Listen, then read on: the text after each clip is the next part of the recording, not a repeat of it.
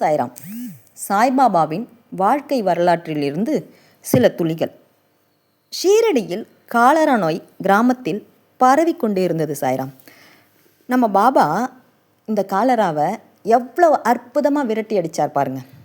கோதுமை மாவு அரைத்து இந்த கோதுமை மாவை கிராம எல்லையில் கொட்டிவிட்டு வாருங்கள் என்றார். இதிலிருந்து பாபா கோதுமையை அரைக்கப்படவில்லை, காலரா நோயே அரைக்கப்பட்டு கிராமத்தின் வெளியில் கொட்டப்பட்டது. இந்த நிகழ்ச்சிக்கு பின்னாடி பார்த்தோம்னா அந்த காலரா நோயே மறைஞ்சு கிராம மக்கள் அவ்வளவு சந்தோஷமாக மகிழ்ச்சியாக இருந்தாங்க. சாய்பாபாவின் கதைகள், சிறுகதைகள், அறிவுரைகள் ஆகியவை மிகவும் அற்புதமானவை சாய்ராம்.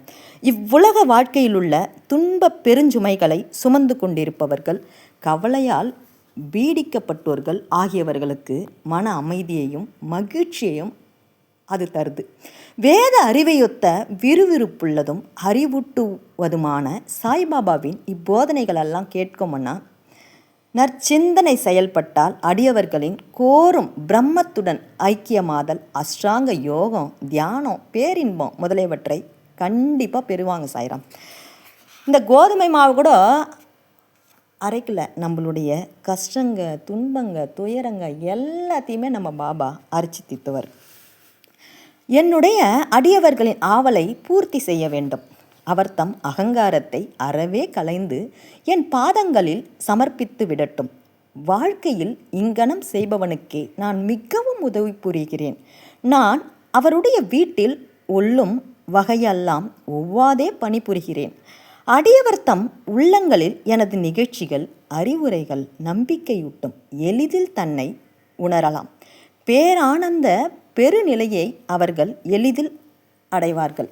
இதிலிருந்து சாய்பாபாவோட நம்ம கதைங்க, அவருடைய வாழ்க்கை வரலாறு, இதை படிக்கலைன்னா கூட பரவாயில்ல செய்யலாம். அதை காதார கேட்டாவே நம்ம வாழ்க்கையினுடைய பெருஞ்சுமைகளை எல்லாம் நம்ம கடந்து விடலாம். சாய்பாபாவின் தரிசனத்தில் உள்ள நூதனமானது, நான் கண்டவாறு நம்முடைய எண்ணங்கள் மாறுகின்றன. முன்னை கருமங்களின் வலிமை அழிக்கப்படுகிறது சாய்ராம். பற்றற்ற நிலை அதிகரிக்கிறது. முன்னை பிறவிகளில் செய்த பல நற்கருமங்களால் அத்தகைய சுப தரிசனம் அடையப்படுகிறது. நீங்கள் சாய்பாபாவை கண்டுவிட்டீர்களானால் புற உலகு எல்லாம் சாய்பாபாவாகவே தோன்றும். உண்மையில் பார்த்தோம்னா பாபாவோட வாழ்க்கை வரலாற்று தினம் ஒரு அத்தியாயம் நம்மளால் படிக்க முடிஞ்சால் சரி, படிக்க முடியலைன்னா கூட இந்த மாதிரி அதை காதால் கேட்டாவே போதும் சாய்ராம், நம்மளுக்கு அதனுடைய பலன் கண்டிப்பாக கிடைக்கும். ஸ்ரீ சாயியை பணிக அனைவருக்கும் சாந்தி நிலவட்டும். ஓம்